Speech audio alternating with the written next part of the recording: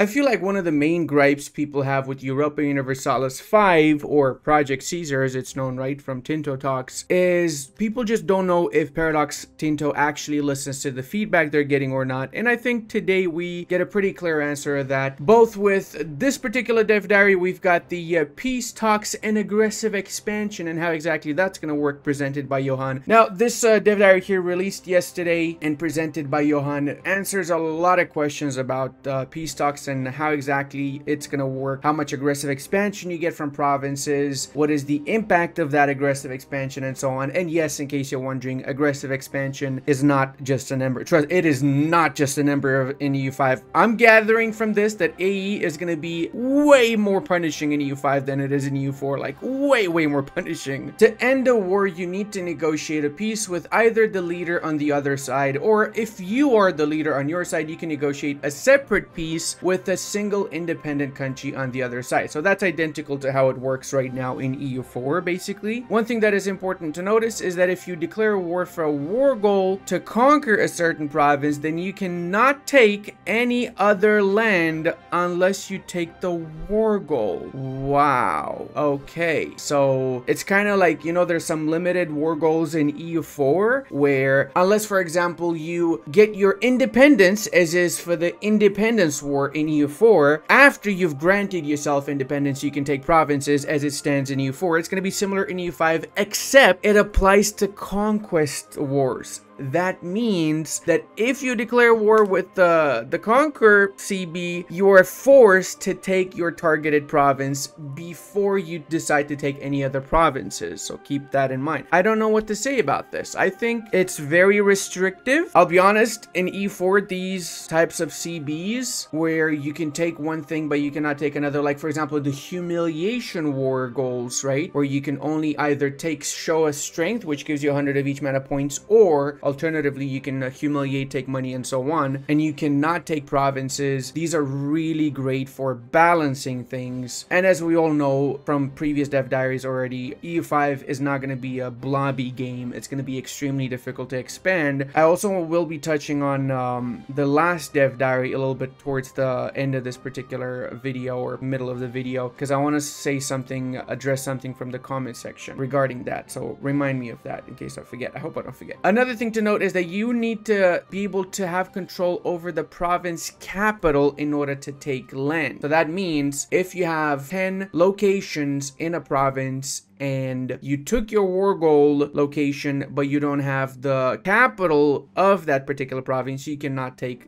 any locations. That's the same like it is in Imperator Rome. So that's a really clear Imperator Rome influence right there, which makes sense because let's face it, Imperator Rome was always meant to be a stepping stone towards the next Europa Universalis. A peace offer will consist of a set of treaties that can have a total value of up to 100 peace costs, again identical to EU4 as it stands. Of course, the other side would have to agree, and they're very likely not to accept anything where the peace cost is higher than the current war goal. So basically, it's a copy paste of EU4. Now we have here Harold from the Duchy of Inowroclaw, and I know I pronounced that perfectly. I'm totally Polish. To prove even more that I'm Polish, look at this. See, I can say Grzegorz Brzezikiewicz. Did I butcher that? That was perfect. Polish people in the comment section can confirm, right guys? Now we see here in this particular peace deal, the Duchy of Inowroclaw has made a peace with Bohemia. Bohemia gains military access. The duchy, which obviously lost, has to pay Bohemia 16 ducats and war reparations. This tells me, basically, this is a confirmation that we're going to have identical ducat, war reparation, military access, treaty options as we have in EU4. Peace treaties. A peace treaty can be the transfer of a location,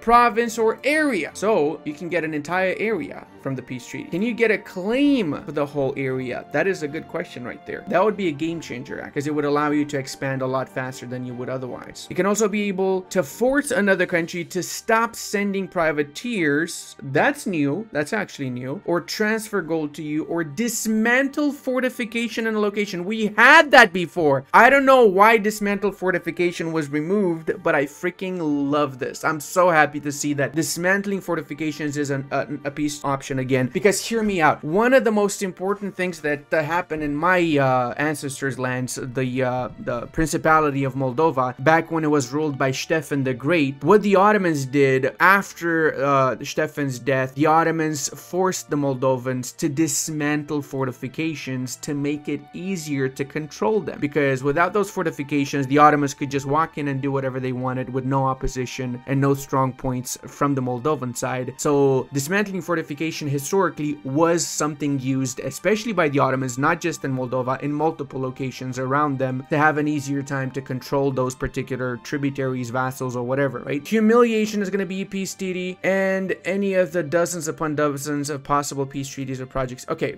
I mean, just say them, man. Come on, tell me all the peace treaties. I'm glad to see at least one new one. I hope there's more than a dozen. I hope there's 2 dozen. The cost of each treaty depends on many factors, whether it's part of the war goal or not. The population, whoa, that's good. So that means higher population locations are going to be more expensive. I'm guessing both AE-wise and war score-wise. War score is pretty much confirmed. AE, I'm not so sure. And you'll see in a few seconds why I'm not so sure. Now we see here peace cost, Trosnin to the Teutons. Base cost is 1, and because it's part of LOK, 200% increase. Holy snaps, okay? Not war goal, same culture, religion, power projection. Okay, that's nice. So the culture, religion plays into that, but lack of control, minus 32. Interesting. Is that control as in the Teutons control, or the Polish control, or whoever owns that? Or is it control as in actually occupying that province during the war? I'm a little bit confused on that, to be honest with you, because then we also have control again. So maybe one is the first and the other one is the second. Then we also have war goal, take Vilnius, multiplies it by 75%. So far, I'm glad to see with everything that's been told about peace treaties. Now let's go into the juicy stuff, because we're talking about aggressive expansion. Aggressive expansion is one of the drawbacks of strengthening your own country ahead of others. Taking territory is one of the easiest ways to increase it. Whilst taking land impacts your own country a fair bit, it also impacts the opinion of other countries near the source of the aggressive expansion. You get high AE countries, okay, we don't need to, we get it. You get a coalition. It's identical copy-paste EU4. That's good. I hope we keep that trend, okay? We need more stuff from EU4, just port it over to EU5. Coalition is an international organization oriented at severely reducing the power of a single country. What I want to know from this is, are the AE modifiers going to be the same like in EU4? As in, what's going to matter about how much AE you get? Is it going to be culture, religion, proximity, continent? Is that going to be the matter? Let's just go ahead and say that the amount of locations we have in the H area and countries we have in the H area right now, if we get extra AE for that, and we probably will get, it's going to be like what, 20,000 aggressive expansion to take all of the H area? Probably. Because look at this, guys. Lithuania becomes a vassal. The Teutons get from this particular peace treaty 73 aggressive expansion. So every single one of these is a location. It's not a province, it's a location. So every location gives a flat amount of 0.71 as it stands. This might be, of course, rebalanced before the game is actually out, and I'm assuming it will be rebalanced based on population. I don't know, but if it's not, then it would obviously make more sense to take the locations that have high population and leave the ones that have low population for later then, right? If it's the same amount of aggressive expansion, at least. Because the way that I read it from what I read in the dev diary so far, the only thing that population influences is the war score. It's not a confirmation on aggressive expansion, because as we can see from this peace treaty here, aggressive expansion, or this screen better yet, aggressive expansion is the same for every single location, and we do have the population values for all of these lands. I'll show you guys, oh, you probably seen it in the previous Tinto talk about the Eastern European parts. It is different pop, and we get the same AE. No bueno. That is no bueno. Now, interesting to see that lack of rivals increases the aggressive expansion by 10%. What does that mean, really? Next, we're going to talk about war enthusiasm. Self-explanatory. High war enthusiasm, less likely the AI is going to peace out. Lower enthusiasm, more likely they're going to peace out. It is determined by the state of the country, war exhaustion, control of capital or not, military strengths. We see here the war enthusiasm of the Kingdom of Bohemia, base 50%, and that's modified by war exhaustion. CB, military balance, the capital not being occupied, making gains, military strength. So it's identical, the modifiers, to the ones we have in EU4 right now. Johan confirms that there's going to be a similar system to the one in EU4 for favor system for calling in the allies, and he also leaks a city and town map mode of Europe. So town is blue, city is green. Look at how many freaking freaking towns we have and how few cities we have. We actually have a lot of cities, as you would expect, in the north of Italy, around Anatolia. And you know what? This is actually a pretty freaking detailed map. Let me zoom in a little bit here. So how many cities we have in, I think North Italy actually has the highest amount of cities out of the entire area of Europe right now. So I guess that would only be rivaled by China, I guess, and probably India. France has a lot, as well as Belgium. Very few cities in Germany, surprisingly. Only 1, 2, 3, 4 cities in Germany. That's it. Oh no, sorry, Lubeck apparently is a city too. London's the only city in the British Isles. We also have 2 cities in the Russian lands, one in Riga, one in Vilnius in Lithuania, another one in the Crimean Peninsula, and a lot of them in Anatolia, actually. A huge amount of them in Anatolia, for that matter. Holy snaps, that's a lot of them. Nicomedia, the city that literally just falls a couple of days before the game starts, also is a city alongside Byzantium. So the Byzantines start with only 2 cities. The Ottomans also start with 2 cities and a town. We got a question here from Hareda Irjon. He asks, literally the same as EU4. I especially dislike the 100 points war score limit. It's too gamey. What's stopping me from annexing as much land as I want after fully destroying the enemy? There's already a massive penalty for doing this in AE, lack of control, not the integrated provinces, etc. No reason to further arbitrarily restrict it. And Johan says it's there to make the AI function and be able to understand when it's beaten. Johan also confirms there's going to be something more than just 2 soldiers fighting each other like it is in EU4 in the battle screen. So I really am excited to see what that is, because I'll be honest with you, I don't like the way it is in EU4. Like, it's fine, but it's so rudimental. It's like literally 2000s, man. We need something a little bit more impressive than that. Like, even something like the Imperator Rome system is better, right? But hopefully something better than that, since Imperator is also like a few years ago that it was released, right? And we have here actually the peace treaty. So we have claim confederation leadership, disband contour, dismantle fort, dissolve league, execute leader. Wait, execute leader? That's a war goal? You can declare war to kill somebody's nation's leader? What? Okay. Forts convert, tributary, renounce Ilkhanate claim. That's a very specific one. Abandon colony, abandon piracy. Okay. Block foreign buildings. Ooh. Now, I want you guys to look at something here. And I don't know if anyone from Paradox is going to see this video, but I really don't think they need to see this video because it's pretty obvious. The community doesn't like this very much. 225 dislikes, 96 likes. You know why there's 225 dislikes? My guess is because it's all very similar to EU4, nothing really innovative, nothing really new. So people are basically just buying a better graphics EU4 and waiting for the DLCs to come out. There's no bueno. But more than that, I think one of the other reasons, which I personally would kind of agree with, is the fact that you're forced to take the war goal before you're able to take any other provinces when you declare a conquest war goal. Like, this would make sense, say, for a humiliation war or kill the ruler, whatever that CB might be, right? Which we saw in the comment section. But if you're going for a conquest CB, you really shouldn't be forced to take the province that you're attacking for. I mean, I get why from a balance perspective, but it's just like super restrictive, man. I don't know. Maybe that's just me. What do you think? I'm curious what you think about that act. Somebody here says, seems like a copy paste from EU4. I was hoping for something vastly more complex and dynamic. A missed opportunity for expanding the diplomatic game. I agree with that. Actually not just me, 96 people also agree with that. 1 dislike only from Johan, I'm guessing. It's a joke. It's a joke, please. It's just a joke. I don't think it's from Johan.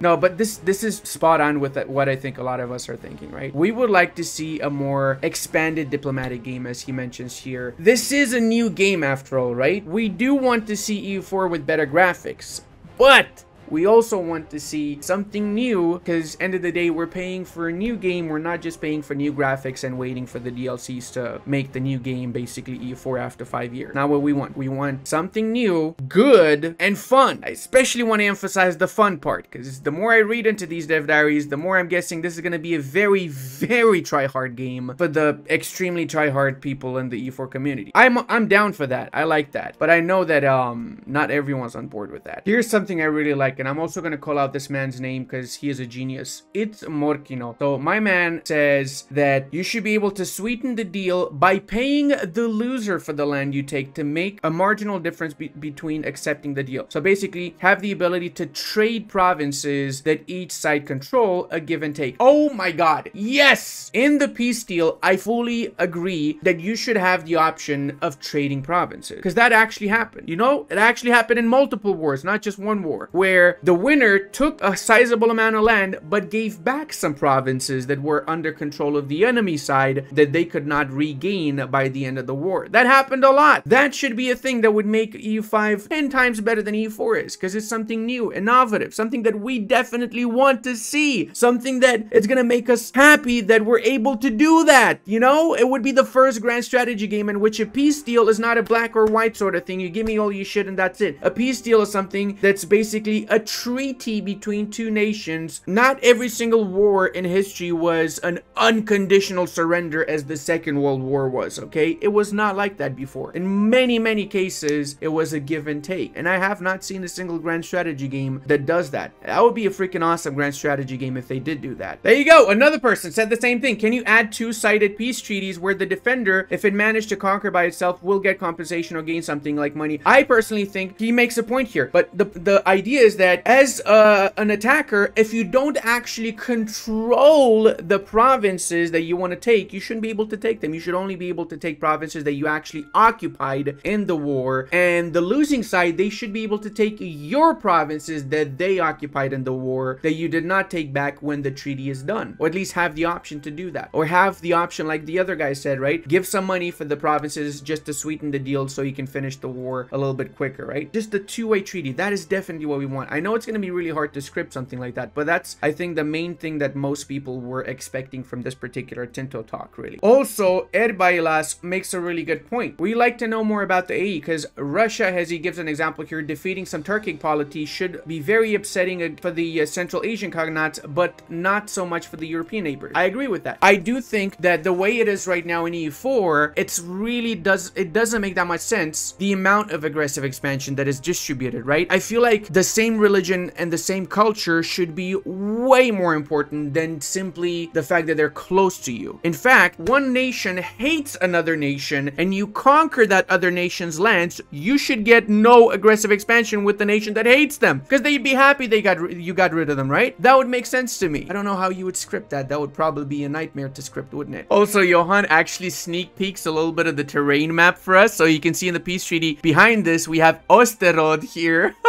That's so cool, man. This is literally the first sneak peek at the actual terrain map. I love it, by the way. You can see the trees over here. You can see some forts and stuff. That's really nice. There you go. Moppy771 has the same idea here. AE calculation should not be uniform. Hallelujah. Oh my god. It should be based on a lot of things, including the relations the nations have with the nation you're attacking or you're taking stuff from. He says a big country swallowing an OPM should generate way more AE than an OPM eating another OPM. I mean, yeah, okay. That's also a good point. I like that. That's also a good point. But I do think relations should be one of the most important things. Basically, already being large and threatening should be a multiplier on all E. Actually, yeah. No, that actually makes a lot of sense now that I think about it. He has a good point. When a larger nation eats up all the neighbors, the small little nations around it, it should be scary for everyone around it, especially the smaller nation. Maybe you could scale it based on size. That would be really good. I also think a big country taking some locations from another big country should generate less AE as the threat levels sort of You know what? This is a good idea for